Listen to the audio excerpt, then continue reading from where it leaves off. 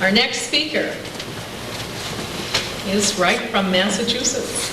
Dr. Phyllis Mullenix started her career at the University of Kansas with a PhD in pharmacology with a specialty in neurotoxicology. She completed a postdoctorate at Johns Hopkins School of Public Health in environmental medicine. In 1977, she joined the Department of Psychiatry at Children's Hospital in Boston and joined the Department of Neuropathology with Harvard Medical School. From there, she moved to Forsyth Dental Research Institute and was the head of the Department of Toxicology for 11 years. In 1995, she published the groundbreaking study linking fluoride with damage to the central nervous system. Currently, Dr. Mullenix is a research associate at Children's Hospital Department of Psychiatry and lecturer in radiation oncology at Harvard Medical School. Please give a warm welcome to Dr. Phyllis Mullenix.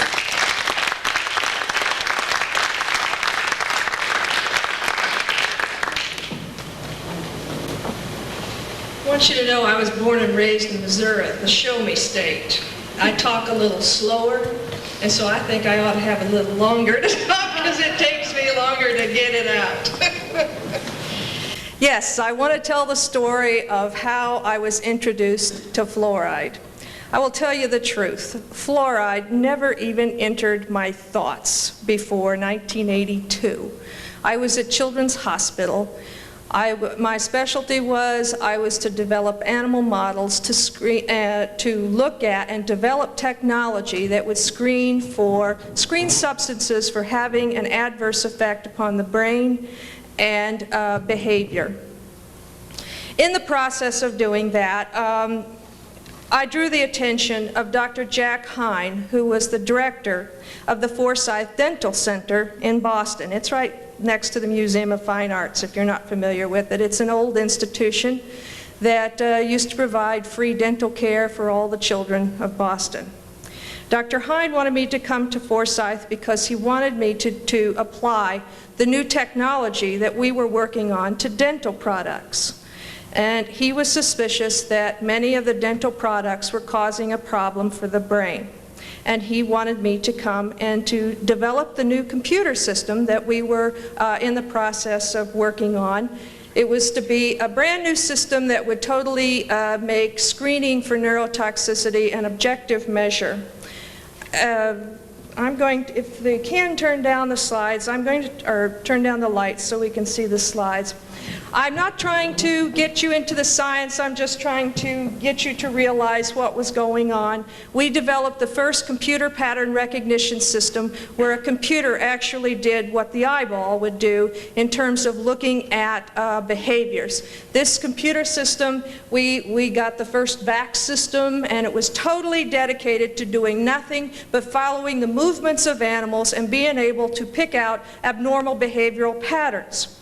So I moved then to Forsyth. I agreed to come and to set the system up, and I also agreed that this system would be applied to fluoride as the first thing that we would study.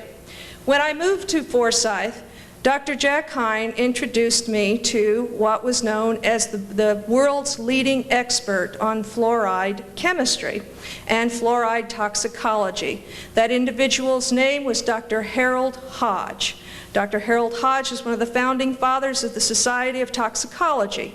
Dr. Hodge also was the chief pharmacologist on the Manhattan Project, and it was his responsibility to look at the toxicology of fluoride, although I didn't know that at the time.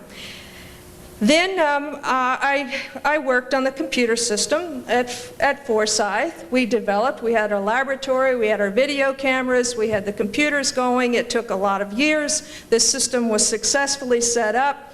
It was the first system, as I said, where human intervention in doing these tests was totally taken out, so it was an objective measure. And then I had a physicist that worked with me, Dr. William Kernan, who was the head physicist at the Ames laboratory. And in fact, he designed the programs to follow the movements of hydrogen particles through a bubble chamber. And he says, well, if we can follow hydrogen particles through a bubble chamber, we can follow rats through three-dimensional space. We took this system, we developed it, and we applied it to fluoride. Now,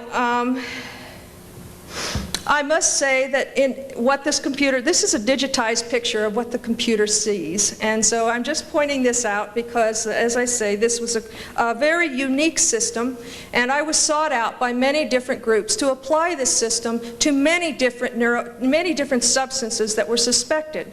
And the one that we developed that was most successful was in the look at the neurotoxicity of the treatments for childhood leukemia. And our system was put into the Yearbook of Oncology, and we were very successful.